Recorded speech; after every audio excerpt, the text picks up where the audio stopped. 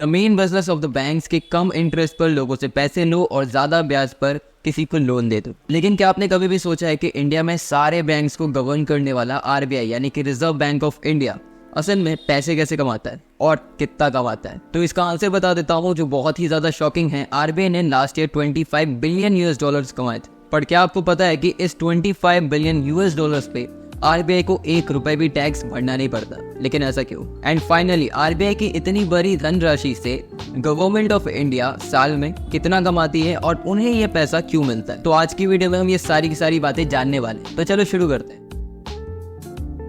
तो आरबीआई यानी कि reserve bank of India India का सेंट्रल बैंक है। यानी कि इंडिया में जितने भी सारे बैंक है, चाहे वो स्टेट बैंक हो, बैंक ऑफ बड़ौदा हो, पंजाब नेशनल बैंक हो, ये जितने भी सारे बैंक है उसको आरबीआई गवर्न करता है और उसको एक बैंक बनने के लिए आरबीआई से लाइसेंस लगता है। अब आरबीआई की कमाई के मेजरली 3 मेन सोर्सेज है। The first one is note printing. अभी जो 100 रुपए हम यूज करते हैं, इस 100 रुपए को बनाने के लिए आरबीआई को सिर्फ और सिर्फ 1.5 रुपए खर्च होते हैं। लेकिन बैंक्स को आरबीआई ये अपने उसके फेस वैल्यू यानी कि 100 रुपए पर ही बेचते हैं। अमीरों की स्कीम मेरे हाथ लगी है। मतलब एक नोट को प्रिंट करके वो 98.5 रुपीज का प्रॉफिट जनरेट करते हैं। और ये सिर्फ नोट 100 रुपए का ही नहीं, 200 रुपए, 500 रुपए या किसी भी नोट को ले लो तो उनका ऐसा ही प्राइस आता है। जैसे कि अगर हम ले 200 रुपए के नोट को, तो 200 रुपए के नोट को प्रिंट करने के लिए आरबीआई को सिर्फ 2.27 रुपीज खर्च होते हैं, लेकिन उसका फेस वैल्यू 200 रुपए ही है। तो ऐसे करके आरबीआई एक बहुत ही बड़ा अमाउंट जनरेट करता है और ये सबसे बड़ा मेजर सोर्स है आरबीआई की इनकम का।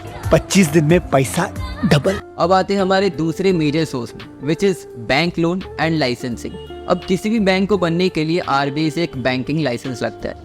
अब इस आरबीआई के लाइसेंस को पाने के लिए बहुत ही ज़्यादा पैसा खर्च करना पड़ता है बैंक्स को, जो आरबीआई के पास ही जाता है अल्टीमेटली। एंड इसके बाद अगर आपको आज पैसे की ज़रूरत है तो आप कहाँ जाते हो? बैंक से लोन लेने। लेकिन अगर किसी बैंक को ही लोन की ज़रूरत लगे यानी कि पैसों की ज़रूरत हो तो बैंक कहाँ जाता है? बैंक जाता है आरबीआई, जो है इंडिया का सेंट्रल बैंक।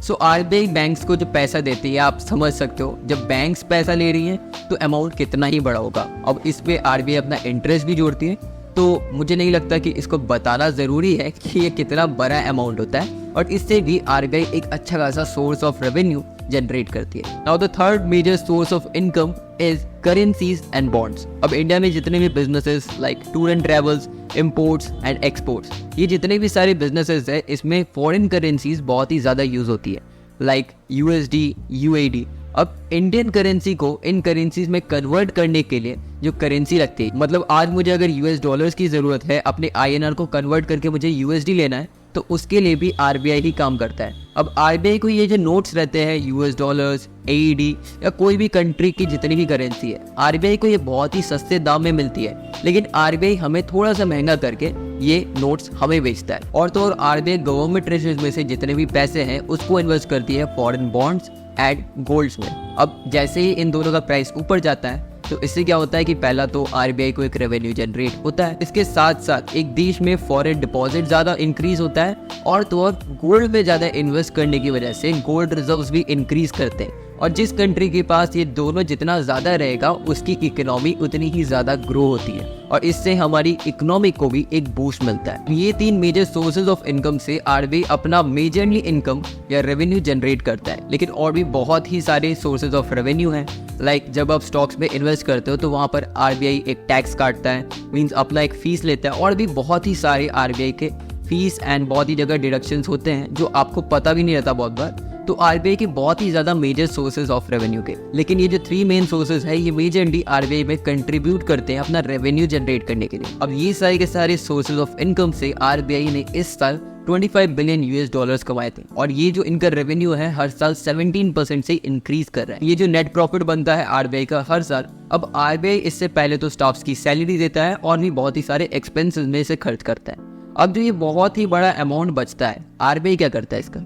आरबीआई इस पैसे को देता है सेंट्रल गवर्नमेंट को एज अ गवर्नमेंट रिजर्व और ये पैसा सीधा जाता है सेंट्रल गवर्नमेंट ट्रेजर में। और इसी की वजह से आरबीआई को इस पूरे रेवेन्यू या प्रॉफिट पर कोई भी टैक्स नहीं पे करना पड़ता। अब गवर्नमेंट के हाथों में जाते ही हमें क्या पता, इसको ट्रेस करना इतना ज़्यादा मुश्किल हो जाता है कि हमें पता ही नहीं कि पैसा खर्च हो कहाँ रहा है, ये अच्छी जगह खर्च हो रहा है या ये सारे पॉलिटिशियंस के ऐशो आराम पर खर्च हो रहा है। अब आपको क्या लगता है? Let me know in the comment section. मेरा काम था आरबीआई के बारे में बताना। तो आज के लिए इतना ही रखते हैं, मिलते हैं नेक्स्ट वीडियो में, तब तक के लिए बाय बाय।